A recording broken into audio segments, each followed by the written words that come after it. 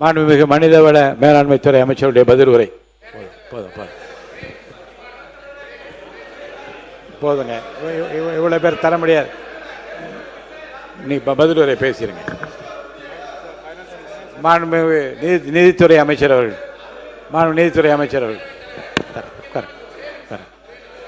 தரேன். உட்காருங்க, தரேன். மாண்புமிகு பேரவைத் தலைவர் அவர்களே,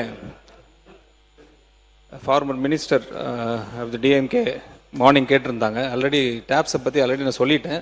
பட் இருந்தாலும் நீங்கள் ஒரு நிமிஷம் ஹியூமன் ரிசோர்ஸ் மினிஸ்டர் கேட்டதுனால திருப்பி நான் சொல்லிடுறேன். இந்த டேப்ஸை பொறுத்த வரைக்கும் பார்த்தீங்கன்னா டிஎம்கே பீரியடில் தான் ஒரு கமிட்டி போட்டிருந்தாங்க, ஹெட்டட் பை ககன்தீப் சிங் பேடி. அவங்க ரெக்கமெண்ட் பண்ணிட்டு போனது தான் இப்போது 3 விஷயம் ரெக்கமெண்ட் பண்ணியிருக்கிறாங்க, முக்கியமான 3 விஷயங்கள். அதை கண்டிப்பாக நமது தமிழக வெற்றிக் கழகம் கண்டிப்பாக under the chief minister, honourable chief minister C Joseph விசை கண்டிப்பாக இதை நடைமுறைப்படுத்துவாங்க. அதில் 3 விஷயம் நீங்கள் ரெக்கமெண்ட் அந்த கமிட்டி ரெக்கமெண்ட் பண்ணது. ஆக்சுவலாக 50% off the last pay drawn அது கண்டிப்பாக கேரண்டி பென்ஷனாக கொடுக்கப்படும் லாஸ்ட் பே ட்ரானில். அப்புறம் 2வது கிராஜுவேட்டி கேட்டிருந்தாங்க, ரெக்கமெண்ட் பண்ணியிருந்தாங்க, அதுவும் இருக்கும். ஃபேமிலி பென்ஷனும் அதில் மென்ஷன் பண்ணியிருந்தாங்க, அதுவும் கண்டிப்பாக இருக்கும். இது நடுவில் நாங்கள் இன்ட்ரீம் பே அவுட்னு சொல்லிட்டு இப்போ கொடுக்க ஆரம்பிச்சிட்டோம் பென்ஷன்ஸுக்கு. இதில் நடைமுறையில் இப்போ நாங்கள் என்ன பண்ணிகிட்ருக்குறோன்னா, ஃப்ரேமிங் த ரூல்ஸ் கொஞ்சம் ஃப்ரேம் பண்ணிகிட்ருக்குறோம். அப்புறம் ஆப்ரேஷனல் கைட்லைன்ஸ் நடந்துகிட்ருக்கு ஒர்க்கு. கூடிய சீக்கிரத்தில் இம்ப்ளிமெண்டேஷன் ப்ரொசீஜரும் நடைமுறை கொண்டு வரப்படும்.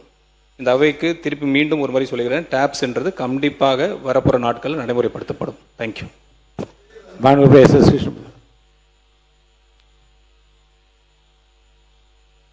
மாண்புமிகு பேரவைத் தலைவர் அவர்களே, மாட்சிமை மிகுந்த தமிழகத்தினுடைய முன்னாள் முதலமைச்சர்கள் இதய தெய்வம் புரட்சி தலைவர் எம்ஜிஆர் நினைவிடம், மாண்புமிகு இதய தெய்வம் புரட்சி தலைவி அம்மா நினைவிடம் ஆகிய நினைவிடங்களுக்கு அரசு உரிய நிதி ஒதுக்கீடு செய்து பராமரிப்பு பணிகளை மேற்கொள்ள வேண்டும் என்று அரசினுடைய கவனத்தை ஈர்த்தும், கலசப்பாக்கம் தொகுதி சட்டமன்ற உறுப்பினர் அலுவலகம் கட்டப்பட்டு 25-30 ஆண்டுகள் முடிந்துவிட்ட காரணத்தினால் புதிய அலுவலக கட்டடம் கட்டுவதற்கு மாண்புமிகு பொதுப்பணித்துறை அமைச்சர் அவர்கள் ஆவண செய்ய வேண்டும் என்றும், உரிய நிதி இல்லை என்றால் சட்டமன்ற உறுப்பினர் மேம்பாட்டு நிதியிலிருந்து கட்டுவதற்காவது அனுமதி வழங்க வேண்டும் என்பதை அரசினுடைய கவனத்திற்கு கொண்டு வருகிறேன். செந்தில் செல்வன். மாண்புமிகு பேரவைத் தலைவர் அவர்களே, சீர்காழி சட்டமன்ற தொகுதியில் போக்குவரத்து நெரிசலை குறைப்பதற்காக ஒரு சுற்றுவட்ட சாலை அமைத்து தர முடியுமா என்பதை பேரவைத் தலைவர் வாயிலாக நெடுஞ்சாலைத்துறை அமைச்சரை கேட்டுக்கொள்கிறேன். கே கதிரவன். இதுவரைக்கும் கேள்வியே கேட்காத உறுப்பினர்களுக்கு வாய்ப்பு கொடுக்கணும்னு நினைக்கிறேன். மாண்புமிகு பேரவைத் தலைவர் அவர்களே, எனது பரம்புக்குடி சட்டமன்ற தொகுதிக்குட்பட்ட போகலூர் ஒன்றியத்தில் சத்திரக்குடியிலிருந்து போகலூர் வழியாக மென்னந்தி வீரனூர் செல்லக்கூடிய சாலை ஒரு வழிப்பாதையாக இருப்பதால் அங்கிருந்து பள்ளிகளுக்கு, விவசாய பணிகளுக்கு, அரசு பணிகளுக்கு செல்லக்கூடிய அந்த வாகனங்கள் செல்லக்கூடியது சிரமமாக உள்ளது. அந்த சாலையை அகலப்படுத்தி புதிய சாலையாகவும் இல்லாட்டி அந்த கண்மாக்கரை வழியாக ஒரு புறவழி சாலையை அமைத்து தருமாறு மாண்புமிகு பேரவைத் தலைவராக கேட்டுக்கொள்கிறேன். மாண்புமிகு உறுப்பினர் எஸ்.எஸ். மணியன். தஞ்சாவூர் சட்டமன்ற உறுப்பினர் என்று கருதுகிறேன். மரணபாலம் என்று இங்கே சொன்னார். அது யாரை பற்றி சொன்னார், எதை பற்றி சொன்னார்? இல்ல, பாலத்தை பற்றி தான் சொன்னார்.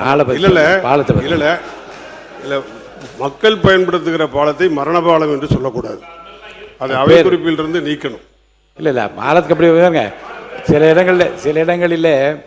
சில இடங்களுக்கு பெயர் வைக்கிறப்ப அப்படி வைத்திருந்தா வழி வழியாக அப்படி சொல்லுவார்கள். அந்த பக்கம் அது மரண பாலம் என்று வைத்திருந்தா அது நீங்க அதை சரியில்லாத பாலம் என்று வேணா வார்த்தையை மாத்தீங்க.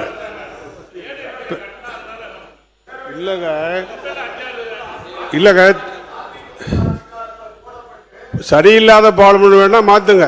அது மரண பாலம் சொன்னீங்கன்னா நல்லா இல்ல. இல்ல இருங்க, யார் சொன்னது? பயன்படாத பாலம்னு கூட சொல்லுங்க, பரவாயில்ல. மரண பாலம் என்று சொன்னா அப்புறம் நாங்க இன்னொரு பாலத்துக்கு நாங்க இன்னொரு பேர் வைக்கணுமா? அது நல்லா இல்ல. சரி, மாண்பு குட்டியன் சுதாகரன்.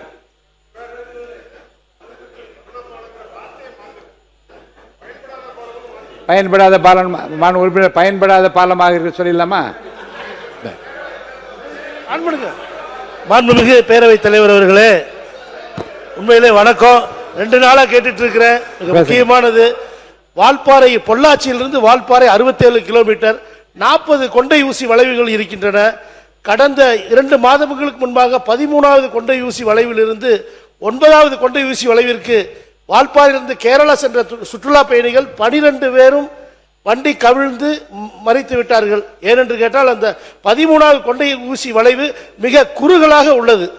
அதை நெடுஞ்சாலைத்துறை மூலமாக அதை அகலப்படுத்தி தருமாறு அன்புடன் கேட்டுக்கொண்டு விடைபெறுகிறேன். நன்றி, வணக்கம்.